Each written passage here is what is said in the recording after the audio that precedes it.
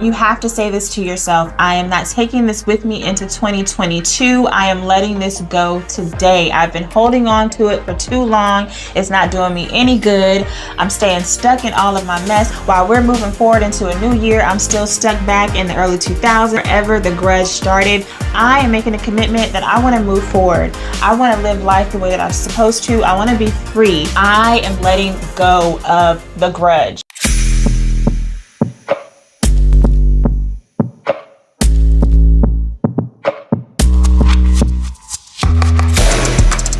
Hey y'all, welcome back to Trish TV, and today we are getting into another juicy topic. It's all about grudges. We are trying to let go and move forward going into the new year. But before we get into this video, if you are new here, thank you so much for stopping by. If you want to be a treat, all you have to do is subscribe to this channel. And if you want to be a super treat, all you have to do is take it a step further, like and comment on these videos.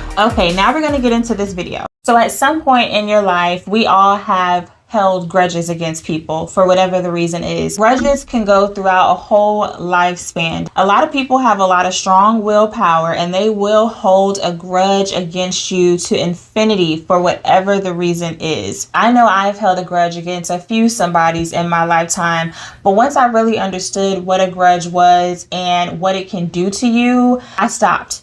I made the decision that I wanted to let go of the grudge that I was holding against these people for the different times that I was holding the grudge, because it was doing me no good. Grudges can happen whether you've been betrayed by somebody you love, and this can happen in any type of relationship. And although your reasons for holding a grudge can be valid, it also paralyzes you as a person. So if you're finding it difficult to move forward and break free from a grudge, I promise you this video is for you. So what keeps us stuck when we really want to move on and we want to let go? And then most importantly, how do you let go? What steps do you take to let go? How long does it take? Is it realistic? What do you do to let go of a grudge? So first, to move on from a grudge, we have to take the focus off of what the person did to us, how it made us feel. We take the experience of what we lived and we use it to let us learn from whatever that was. So for instance, I'll use a relationship as a good example, because y'all know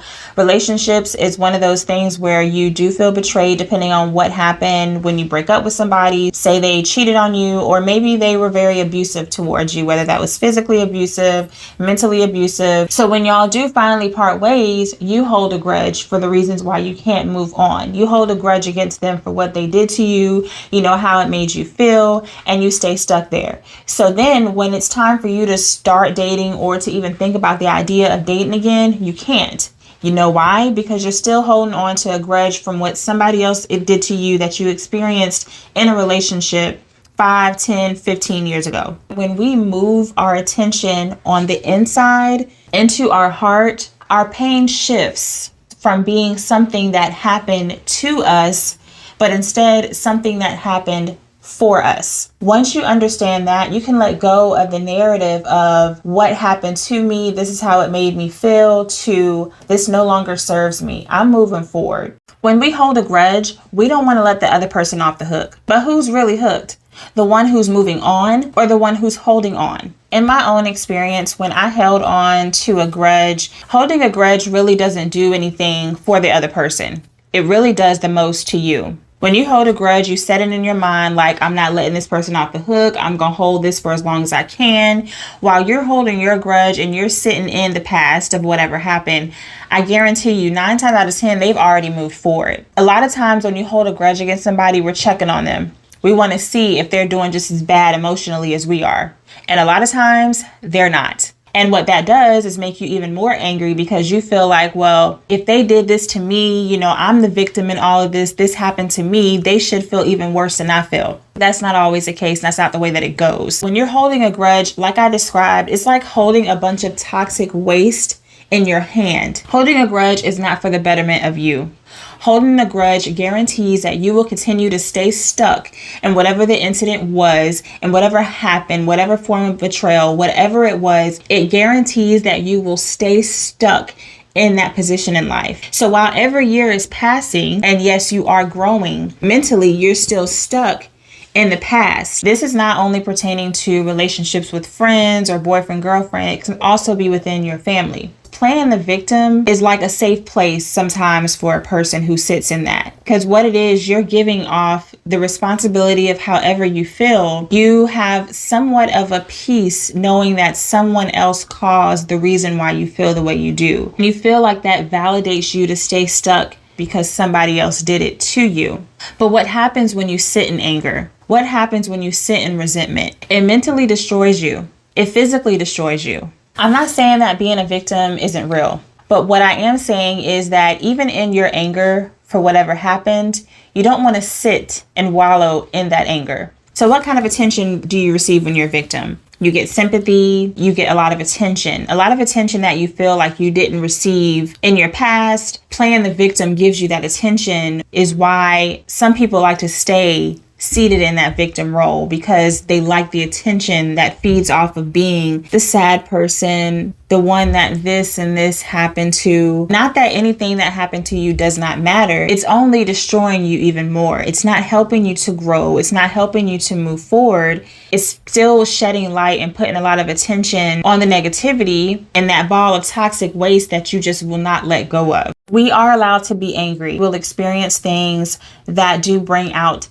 anger, but be careful what you do when you're angry. Be careful of the decisions that you make when you're angry. Be careful not to sit in anger so long that you might as well be paying rent there or taking out a mortgage there, because you're taking ownership of what happened. You're making a promise to yourself, I'm going to hold on to this for as long as I can. I'm going to let this affect me for as long as I can, as my way to get back to the other person or whoever did whatever to me. I promise you, it's not doing anything for them. It's doing the worst to you. So the first thing that you're going to want to do to begin to let go of the grudge, first you have to define it. Where does the grudge come from? And in doing this, you have to revisit the pain. You can't heal if you don't know what's broken. And if that means talking to a therapist, I say this plenty of times on my channel because I feel like it's so important, especially for my community.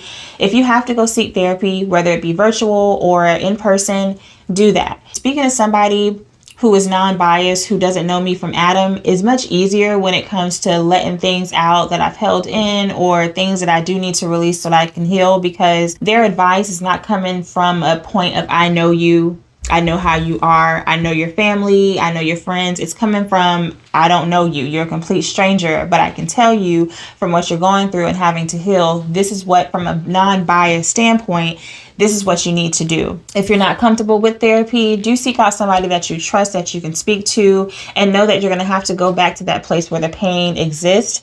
It's the only way that you can to pick apart and understand where the grudge comes from so that you can actually start to heal and move forward. Another one is breaking up with your ex. And I don't say that in a way of you haven't already broken up with them, the relationship is over, but breaking up with the anger that you still hold on to. A lot of times when we let go of a relationship, yeah, we let go of the title. Yeah, we let go of the time spent with them. We let go of the memories, the pictures, taking all of that, spending time, but we're still holding on to the incidents of what happened, and we're refusing to let go. We're refusing to move on because we're too angry. We don't want to.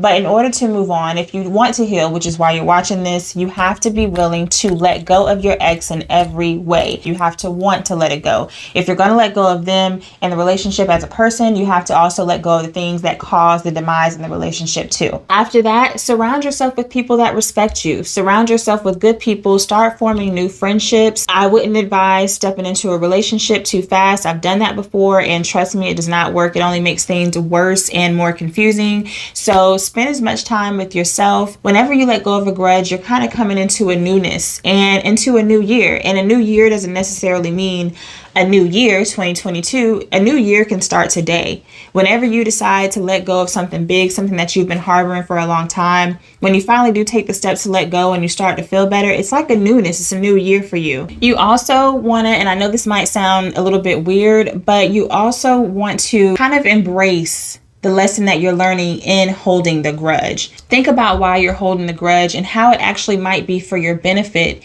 and moving forward. When we hold a grudge against an ex, for example, you don't want to speak to them. You don't want to see them. You don't want to form a relationship with them. I might not necessarily wish the worst for you, but I don't care to be associated and know and see what's going on in your life. Use that grudge that you want to let go of to your benefit. Let that also remind me of the experience. What did I experience? What part did I play in it? And in moving forward, making sure that I don't go through this again, what is the lesson in the grudge? There's always something good that you can learn, even in the bad. So while we're letting go of grudges, also look at the lesson that you can actually embrace and learn in the reason for the grudge being held in the first place. When I take a step back, I look outside of myself and I kind of try to get an understanding of why things happen in the first place. When I kind of choose compassion over hatred, I start to understand things a little bit better. A lot of times when people hurt us, when they betray us, it's not because they intentionally did it. They didn't just wake up one morning and said, how can I hurt this person that loves me? Usually when we make mistakes, big or small, it's never really intentional with someone that we love. Maybe they were already broken in certain places that, unfortunately, I'm not excusing their behavior. There were some signs that I chose to ignore also. You cannot go to a broken person expecting for them to heal you. If I'm broken, there's no way that I can come to you whole if I'm broken and if I have not even started the work. And this isn't just in relationships. This is forming friendships too. I can't be a good friend to you.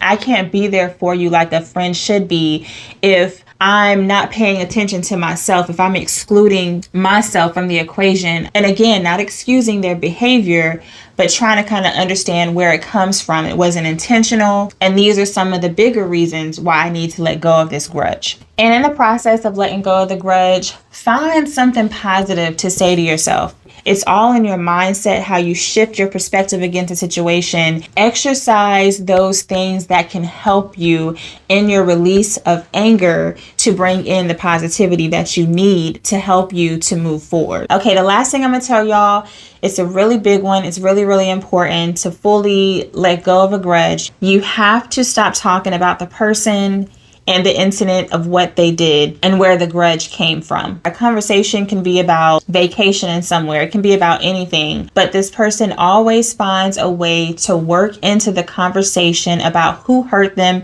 And they can tell you through every point, every sequence, the whole timeline of what happened. When you continue to talk about who hurt you in a way not to help someone else, but more so you can't get over it, that is step one to making sure that you don't move on. When we speak ill of the other person and the pain that they caused, we continue to give life to whatever it was. We feed into it and we can never move on. If you're talking to somebody who's gone through a bad relationship, a bad breakup, yes, sometimes you can insert your own experience, what you went through and how you came out of it. But if you're talking about it as a way just to have something to talk about over drinks and because you're truly not over it, that's what I mean. If you're not doing it as a way to help somebody out of something because you've experienced it before, but instead you're continuing to give it life because you just can't move on, constantly retelling the story, constantly reliving it will only keep you in your past. And like I always say,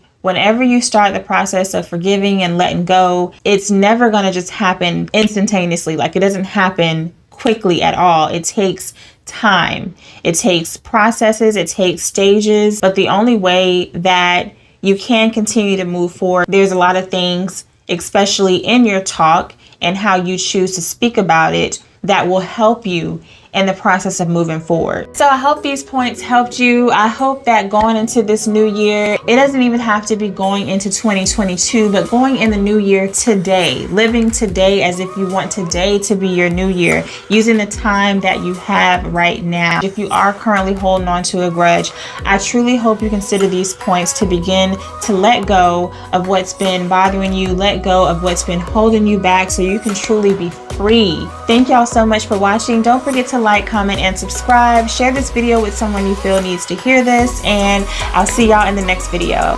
Bye.